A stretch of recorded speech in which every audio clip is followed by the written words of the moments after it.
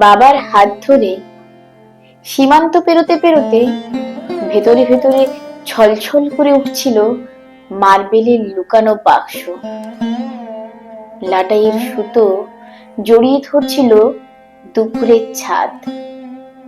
তোমাদের যে বেদনার কথা বা চোখের জল কিছুই বলিনি। আনসারুল, ভবতোষ কে কোথায় রইল? সামনে পশ্চিমের আকাশে দিনের সেই সূর্যটা একেবারে ঝুলে পড়েছে।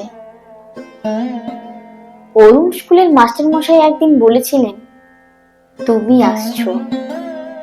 সেই থেকে অশ্বারোহী বীরের ছবি হয়ে আছো বুকের মধ্যে।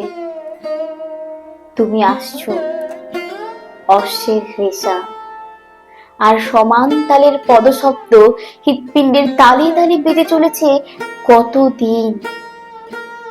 47 সেই সীমান্ত, বাবার হাত আর বিকেলের ঝুলে পড়া সূর্য তোমার অশ্বারোহী বীরের ছবি বুক থেকে কখনোই মুছতে পারিনি। আমার মা বলতেন, বিপদে তাকে স্মরণ করো। আমার শৈশবের বিপদে যেদিন বাবার হাত ধরে সীমান্ত পেরিয়েছি, তোমাকে অনেক ডেকেছি।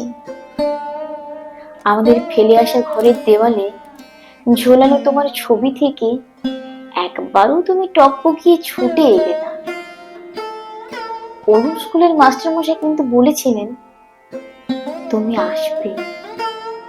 আমরা এখন খুব কষ্টে আছি, সমস্ত দেশটা ভাঙছে ভেতর থেকে। এই দ্রোহকালের মধ্যে রক্তলোভী হয়ে উঠেছি আমরা। আমাদের দেশি দেশপ্রেমিকরা বেশ ভাগাভাগি করে নিচ্ছে ইহকাল।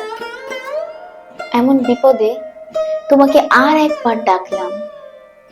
ছবির সেই অশ্বারোহী, এবারও আসবে না তুমি? আমরা খুব কষ্টে আছি জানো। একটা জাতির মৃত্যুদণ্ড ঘোষণা হয়ে গেছে। বদ্ধ ভূমিতে দাঁড়িয়ে আবার তোমাকে ডাকলাম, তুমি আসবে?